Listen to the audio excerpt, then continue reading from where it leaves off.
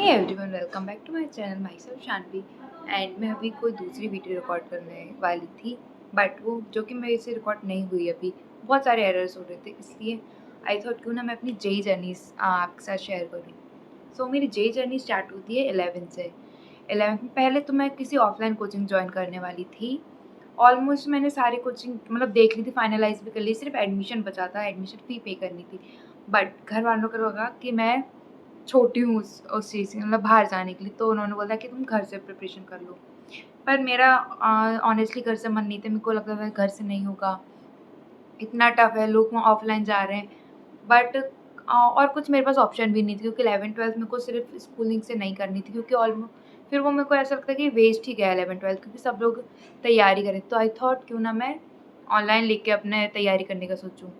तो मैंने ऑनलाइन एक अपना बैच लिया था, जो मैं बता देती हूँ। मैंने ऑनलाइन जो फ़ेमस कोचिंग है अपनी ऑनलाइन में, जो ब्लैक लोगो वाली, मैंने उससे उसका बैच परचेज़ कर लिया। वहाँ से मेरी स्टार्ट होती जर्नी, एंड मेरी वहाँ से डेली क्लासेस चलती रही। मैं लाइव लेती थी, मैंने स्टार्टिंग से एंड तक पूरा कोचिंग करी थी online he. And main thing ये था कि मेरे 11th में कोई भी बैकलॉग नहीं थे। मैंने सारे अपने क्लास के नोट्स फॉलो किए थे। क्लासेस लाइव क्लासेस में लेती थी, मैं रिकॉर्डेड नहीं लेती थी। कोई हाँ, रिकॉर्डेड प्रेफ़र करते हैं। मेरे बहुत सारे फ्रेंड्स हैं जो कि रिकॉर्डेड देखते थे सेम लेक्चर को उसी दिन या नेक्स्ट डे। बट मेरे को लगता था कि मैं रिकॉर्डेड में ना इधर-उधर उठ ज़्यादा जाती हूँ या फिर डिस्ट्रैक्ट ज़्यादा हो जाती हूँ, इसलिए मैं लाइव ही प्रेफ़र करती थी। एंड जिस वजह से मेरा बैकलॉग इश्यू भी नहीं हुआ, मेरी डीपीपी और मतलब सारी चीज़ें ओके थी। बट जब बात आई टेस्ट की, तो स्टार्टिंग में टेस्ट तो अच्छे जा रहे थे मेरे, मतलब स्टार्टिंग में टू बी ऑनेस्ट मेरे 200 मार्क्स तक आ जाते थे, 200 215। बट जैसे ही वो चैप्टर्स बढ़ते गए, एंड तक आती गई चीज़ें, मेरे मार्क्स मतलब ऐसे फटाक से मतलब डिक्लाइन होते गए, क्योंकि मेरे से रिवाइज़ नहीं हो पा रहा था। बहुत सारे चैप्टर्स एकदम आ गए थे। फिज़िक्स में भी जैसे mechanical property of fluids and solids तो ठीक था, मतलब रोटेशन वगैरह ये सारी चीज़ें आ गई थी। उधर मैथ्स में भी कोऑर्डिनेट ज्योमेट्री वगैरह चल रही थी। तो जिस वजह से मेरे मार्क्स मतलब बहुत अफ़ेक्ट हुए थे, डिमोटिवेशन होता था, क्योंकि स्टार्टिंग में 200 मार्क्स आते थे। बट ठीक है, 1-2 वीडियोज़ मैंने देखी थी, सबके ही ऐसे डिक्लाइन आते हैं, बस डिमोटिवेट नहीं होना है, वो चीज़ करते रहना है, करते रहना है, करते रहना है। तो मैंने जो 11th-12th का बीच में जो गैप रहता है, उसमें ट्राई किया था कि मैं सारे जो चैप्टर्स थे, जो टफ़ लगते थे मुझे, मैं उसे रिवाइज़ कर लूँ। तो मैंने अपने ज़्यादातर सारे चैप्टर्स अपने नोट से रिवाइज़ कर लिए थे, जिस वजह से मेरे को हाँ, कनेक्टेड फ़ील होने लगा था। बट फिर भी मेरे मार्क्स नहीं बढ़े थे, क्योंकि मैंने क्वेश्चन प्रैक्टिस और अच्छी नहीं की थी। और एंड में क्या होता है, बैचेज़ वाले ना जो जेईई मेन का लेवल होता है, उससे हाई वाले टेस्ट बनाते हैं, और सारे ही चैप्टर्स के इतने हाई लेवल के क्वेश्चंस भर दिए थे। तो फिर मेरे 150 के अराउंड मेरे मार्क्स हो गए थे। इससे ज़्यादा मेरे बढ़ ही नहीं रहे थे एंड ऑफ 11th में। स्टार्टिंग में अच्छे थे, पर ठीक है, मैंने जितने फिर बाद में देखे कि मेंस में इतने 150 लाने से भी अच्छी 98 परसेंटाइल तक आ जाती है आराम से। तो ठीक है, काइंड ऑफ सैटिस्फैक्शन था। बट अब स्टार्ट होता है 12th में। स्टार्टिंग भी मेरी अच्छी गई है, जैसे ही 11th में थी वैसे ही मैंने 12th में भी लाइव लेक्चर्स प्रेफ़र किए थे। सारी मैं डीपीपीज़ कर रही थी स्टार्टिंग में। मॉड्यूल्स भी मैंने उसी बैच मतलब उसी कोचिंग के ना ऑनलाइन से ही परचेज़ कर लिए, तो मैं वही घर पे लगाती थी। स्टार्टिंग तो सही थी, बट जैसे ही ऑर्गेनिक केमिस्ट्री एंट्री हुई एंड यहाँ पे ना हमारी 4 क्लास हो गई थी अब।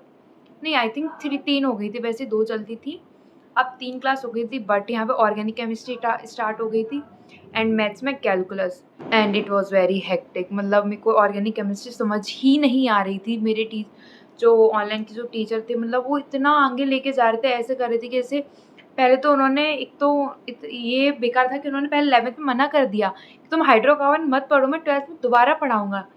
तो मैंने वो चीज़ छोड़ दी थी, क्योंकि मैंने जो जिस वक़्त मेरी ना 2.2 थी, जो उस बैच की ना अर्जुना 2.0 था मेरा, उसमें ऑर्गेनिक के टीचर अच्छे नहीं थे उस टाइम पे, तो मैं 1.0 में शिफ्ट हुई थी, जिस वजह से मैं थोड़े पीछे चल रही थी। ऑर्गेनिक लास्ट में कवर हुई थी, जिस वजह से मैं पीछे चली, और टीचर ने खुद बोल दिया था कि मतलब हाइड्रोकार्बन मत लेना, मैं 12th में दोबारा कराऊँगा। तो मैंने नहीं लिया, मैं क्यों लूँगी, मतलब टीचर जब खुद बोल रहे हैं, उन्होंने बोला था कि मैं 12th में भी मैं ही आऊँगा ऑर्गेनिक केमिस्ट्री पढ़ाने, तो मैंने कहा ठीक है, मैं क्यों लूँ, तभी पढ़ लूँगी। बट ये मेरे सबसे बेकार डिसीज़न था, क्योंकि 12th में वो सर इतना आगे से पढ़ा रहे थे, इतना आगे से पढ़ाते जैसे मैं ऑलरेडी हाइड्रोकार्बन पढ़ चुके हैं, और जो बच्चे पढ़ के आए थे वो चैट्स में हाल-के-हाल रिप्लाई भी दे रहे हैं। टीचर को लगा सबको समझ में आ रहा है, बट सर नहीं आ रहा समझ में। पर मैं क्या ही कर सकती थी उस टाइम पे, मतलब 1 महीना निकल गया। मेरे को समझ ही नहीं आ रही ऑर्गेनिक केमिस्ट्री। मैं यहाँ पूछ रही हूँ, मैंने मेंटरशिप भी ले रखी थी उसी की। तो मैं उनसे पूछ रही हूँ, भैया मेरे को समझ से नहीं आ रही है रिएक्शन, मैं कैसे करूँ? वो बोल रहे हैं कि धीरे-धीरे आ जाएगी, आ जाएगी, आ जाएगी। मैंने यूट्यूब पे 1-2 टीचर्स ढूँढे, लाइक मैं स्विच होकर देखूँ टीचर किसी से भी। बट वो फिर है कि समझ ही नहीं, क्योंकि मैंने 11th पूरी उन्हीं टीचर से पढ़ी थी। तो उसमें जो 11th की चीज़ें हैं, कोई टीचर दूसरे तरीके से पढ़ा के यूज़ कर रहा था। तो उसमें तो और ब्लंडर मेरा हो रहा था। बट और दूसरी तरफ मैथ्स में भी कैलकुलस चल रही थी भाई, डिफरेंशिएशन, इंटीग्रेशन, सब चीज़ न्यू। तो समझ नहीं आता मैं क्या करूँ? उस टाइम पे मेरे मार्क्स भी कम होने लगे टेस्ट में, और फिर ऐसा लग रहा था बैकलॉग्स भी होने लगे थे मेरे ऑर्गेनिक केमिस्ट्री, क्योंकि मेरी प्रीवियस को समझ ही नहीं आया। प्रीवियस जो क्लास थी मेरे को वही समझ में आई, तो मैं आगे की क्लास कैसे लूँ? तो उस वजह से मेरे ऑर्गेनिक के भी बैकलॉग होने लगे थे। मैथ्स में मेरे को समझ ही नहीं आ रही थी, उसके भी मैं सिर्फ़ नोट्स बनाती जा रही हूँ अभी। एक तो ये था कि मैंने सारे के ना नोट्स बनाए थे अपने। अगर समझ में भी नहीं आ रही क्लास, तो मैं ट्राई करती थी समझने का, एंड मैं नोट्स बनाती थी, जिस वजह से मेरे को एंड में मतलब हेल्प मिली थी मेरे को, क्योंकि जब धीरे-धीरे ऑर्गेनिक केमिस्ट्री समझ आई, मैंने एक तो यूट्यूब पे भी बेसिक्स चीज़ें देखी मैकेनिक्स की, कि मेरे को क्या-क्या आना चाहिए। मैंने दोबारा 11th की चीज़ें रिवाइज़ करी, एंड एंड में जाके मेरे को धीरे-धीरे ऑर्गेनिक केमिस्ट्री समझ में आने लगी। तब मैंने दोबारा अपने नोट्स गो थ्रू किए, एंड मेरे को समझ आने लगा organic chemistry. Like I was like, क्यों इतना पहले क्यों परेशान किया? बट ठीक है, जैसे मेरे को समझ में आने लगा धीरे-धीरे, और एंड देन कैलकुलस में मैंने उस पे टाइम दिया। मैं डीपीपी करती थी उसके लिए। जो टीचर होमवर्क देते थे, मैं दोबारा क्वेश्चन घर पे करती थी, होमवर्क के साथ क्लास क्वेश्चन भी मैं दोबारा करके देखती थी। तो एंड में जाके धीरे-धीरे चीज़ें ठीक होने लगी, ठीक है। एंड फिज़िक्स में मेरी क्या था, इतनी प्रॉब्लम नहीं थी। टीचर मेरे अच्छे मिल गए थे मेरे को फिज़िक्स में, तो फिज़िक्स में 11th-12th में तो मेरे को ऐसी दिक्कत नहीं आई।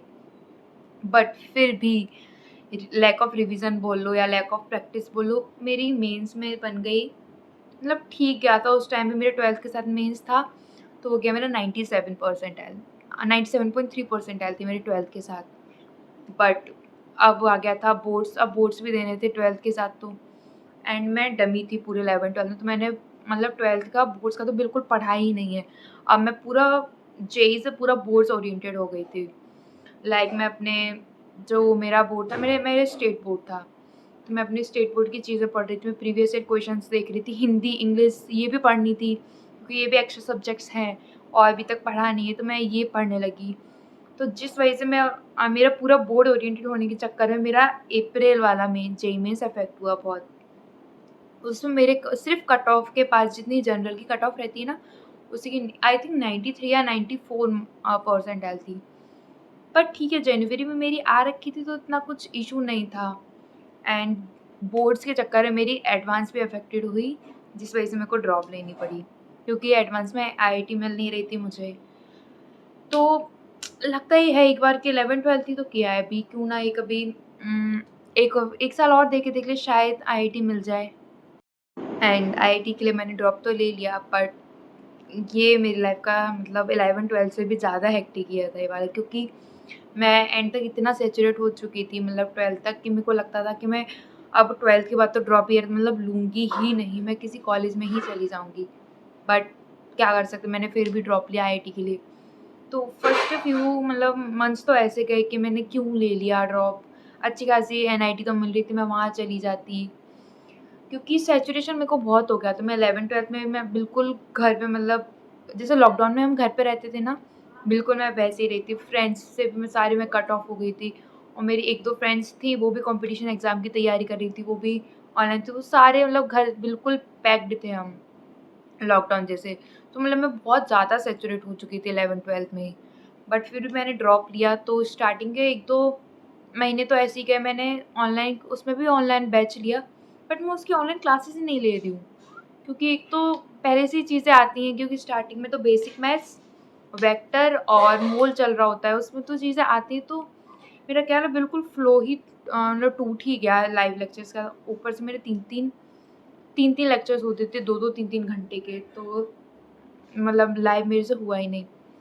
1-2 महीने निकले मेरे ड्रॉप ईयर के एंड देन मुझे रियलाइज़ हो गया कि मेरी ड्रॉप ईयर बहुत ही ख़राब जा रही है। अगर 97 से भी कम मार्क्स आ गए, परसेंटाइल आ गई, तो मेरा कुछ नहीं हो, मेरी वेस्ट हो जाएगी, पूरे 3 साल वेस्ट हो जाएंगे, मुझे किसी प्राइवेट कॉलेज में जाना पड़ेगा। तो अब मैं लाइव तो नहीं ले सकती क्योंकि इतने बड़े-बड़े डेली लेक्चर्स मेरे से नहीं लिए जा रहे। तो मैं किसी यूट्यूब के दूसरे चैनल पे मैंने सीरीज़ स्टार्ट कर दी, लाइक वन शॉट लेने लगी। फिर एक कुछ-कुछ प्रीवियस ईयर क्वेश्चन करने लगी, बट वो जो डेडिकेशन था मेरा, लाइक मैं आईआईटी जाऊँगी, जेईई के हैवी क्वेश्चन सॉल्व करूँगी जो मैंने 11th-12th में नहीं किए, जिस वजह से आईआईटी इफ़ेक्ट मतलब जो जेईई एडवांस का पेपर था वो इफ़ेक्ट हुआ और आईआईटी नहीं मिला।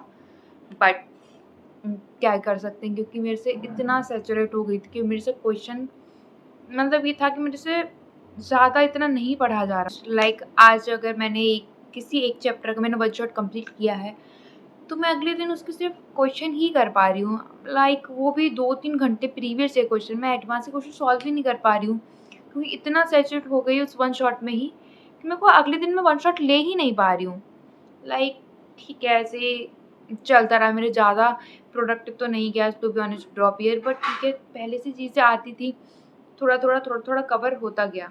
एंड मेंस में एंड देन अब मेंस आ गया जनवरी का, तो मेंस में मेरे ठीक आ गए थे, 98.3% आते थे। ठीक है, मैं सैटिस्फाइड थी, इतना थी कि एटलीस्ट 12 से थोड़ा तो बढ़ा। ऐसा नहीं है कि 97.3 से 95, 94 रह गया, क्योंकि 12th के बाद 12th वाली परसेंटाइल तो वैसे भी कुछ मतलब की नहीं है। तो ठीक था इस वजह से, मतलब उसको देख के ठीक था मेरा 98.3 परसेंटाइल। एंड अब जनवरी के बाद सीधे अप्रैल में आना है एंड अप्रैल तक आते-आते फिर दोबारा मेरे सैचुरेशन पॉइंट आ गया। लाइक अब मैं क्यों करूँ 98.3 से, अब मेरे को 100 तो परसेंटाइल आने वाली नहीं, इतना भी पता था मुझे। बट ठीक है, फिर मैं धीरे-धीरे करती गई एंड एडवांस आ गया, तो मैंने उसी कोचिंग से मैंने फिर जो एडवांस के लेक्चर्स जो टीचर्स दे रहे थे, एक तो मैंने लेना स्टार्ट किया। वो भी एक तो वो लोग रिकॉर्डेड देते हैं और ना मेरे को ज़्यादा रिकॉर्डेड में मतलब मैं यूज़्ड टू नहीं हूँ उस चीज़ के लिए, मैं रिकॉर्डेड में कंफर्टेबल नहीं रहती हूँ। ज़्यादातर मैं लाइव में, मेरी 11th-12th पूरी लाइव ली थी, तो मैं लाइव में ही कंफर्टेबल रहती थी, जिस वजह से मेरे जो जेईई एडवांस के बैचेस थे उनमें भी बैकलॉग बनना स्टार्ट हो गया। एंड धीरे-धीरे जैसे ही मई आता गया, मैं धीरे-धीरे तो कवर कर रही थी अप्रैल के बाद भी। अप्रैल में मेरी इतनी अच्छी परसेंटाइल नहीं आई थी जनवरी जैसे, तो मैं धीरे-धीरे एडवांस का स्टार्ट कर रही थी अपना, जो पीछे के जो बैकलॉग हो गए थे क्लास के साथ, मैं लेना स्टार्ट कर रही थी। बट ठीक है, जितना हुआ मेरे से हुआ उतना मैं सैटिस्फाई थी, सैचुरेशन तो था ही मेरा, मतलब टॉप पे था। तो ठीक है, मैं फिर जितना भी पढ़ा गया मैं उतना पढ़ के 17th मई को मैं पेपर देने गई एंड सुबह तो मेरी तो एक तो नींद पूरी नहीं होती, मैंने सोचा था आराम से 9-10 बजे सो जाऊँगी एंड सुबह आराम से पूरे 7-8 घंटे की नींद लेके जाऊँगी, पर ऐसा नहीं होता। मेरे यहाँ से जो मेरा सेंटर था वो 1.5-2 घंटे की मतलब ट्रैवल टाइम था उसका, जिस वजह से मेरे को सुबह आई थिंक 5 बजे उठना पड़ा एंड रात में मैं सोई कितने बजे? 1-2 बजे, जो कि मेरे को 9-10 बजे सोना था। बट मैं नहीं सो पाई क्योंकि डर था, पता नहीं क्या था, मेरे को नींद ही नहीं आ रही उस रात में। वैसे मैं सो जाती हूँ 12-1 बजे तक, बट जिस टाइम को मैं 10 बजे से लेटी हुई हूँ एंड मैं सोच रही हूँ मेरे को नींद आ जाए, जिस वजह से मैं सुबह अच्छा परफॉर्म कर पाऊँ, मेरे को नींद ही नहीं आ रही है। फिर वहाँ जाके एक तो मेरे को पेपर में एक तो इतनी सारी मतलब इतनी गर्मी थी, इस वजह से मैं अब मतलब मैं क्या ही बोलूँ, गर्मी थी, नींद भी आ रही थी, इस वजह से ठीक है, जितना हुआ मेरा पेपर मैंने कर दिया। एंड प्रीवियसली मैंने आपको बताया भी था मेरे कितने मार्क्स बन रहे, तो अगर आपने वो वीडियो नहीं देखी है तो वो देख लेना। सो दैट्स ऑल, मतलब यही थी मेरी जेईई जर्नी। ऐसा कुछ मतलब अच्छी भी नहीं थी कि हाँ मैंने 12-12 घंटे पढ़े मैंने 3 साल सारे, या फिर ऐसे भी नहीं थी कि मैंने 2-3 घंटे करके मैंने वेस्ट ही किए हैं।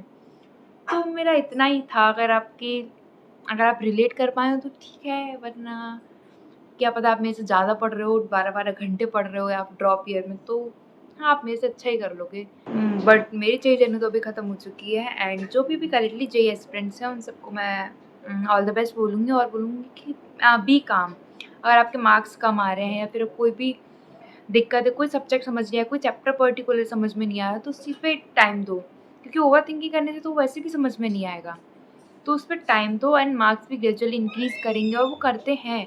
अगर आप प्रीवियस ईयर क्वेश्चंस देखते जाएँगे और भी चीज़ देखते जाएंगे तो वो मार्क्स इंक्रीज़ करेंगे। एंड इसके अलावा भी अगर आपके पास कोई भी डाउट हो तो मेरे को बता देना।